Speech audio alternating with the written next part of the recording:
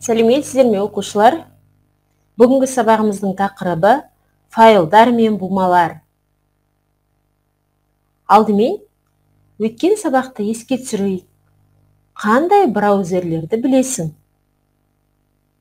Іздеу жолағын қай кезде пайдаланасың? Бүгінгі сабақта үйренетініміз файл мен бума туралы түсінік. Файлдар мен бумаларды құру. Файл дегеніміз не? Біз өзімізге қажетті құралдарға атау беріп, компьютерде сақтай аламыз. Белгілі бір атаумен сақталған программа немесе құжат ол файл деп аталады. Контекстік мәзір белгіленген нысанға тінтуірдің оң жақ батырмасын басқанда шақырылатын мәзір. Файлдың атауы екі бөліктен тұрады. Файлдың атауы және кеңейтілімі. Файлдың кеңейтілімі файлдың атауына қосылған символдар, яғни файлдың типі. Файлдың атауы 255 символдан аспауы тиіс.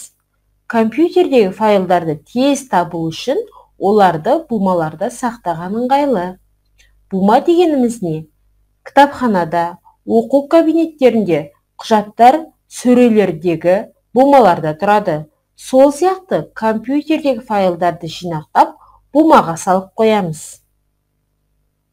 Бума файлдарды және басқа бумаларды жинақтап сақтайтын орын. Бумалар суреттегі сандықшалардай бірінің ішіне бірі орналаса береді. Буманы қалай құрамыз? Ол үшін бірінші, жұмыс үстеліндегі бос орынға барамыз. Тінтуірдің оң жақ батырмасын басамыз. Екінші, контекстік мәзір арқылы құру. Бума командасын орындаймыз. Буманың атауын жазамыз. Enter пернесін басамыз. Назар аударайық балалар. Файл атауына сызықша, сұрақ, қос нүкте, жұлдызша, тырнақша деген сияқты символдарды пайдалануға болмайды. Біле жүрейік. Бума сөзі немістің папе сөзінен шыққан. Ол картон дегенді білдіреді. Ең алғашқы картон буманы 1886 жылы неміс өнертапқышы Фридрих Зенекин жасаған. Енді балалар, анықтайық. Файлдар мен бумалардың маңызын анықтап әңгімелейік.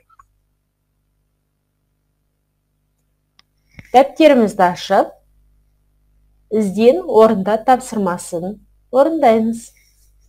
Файлдың атауы қандай бөліктерден тұрады? Бос ұяшыққа жаз.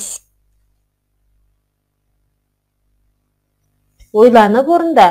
Файлдардың ұяшығын жасыл, бумалардың ұяшығын сары түстермен боя.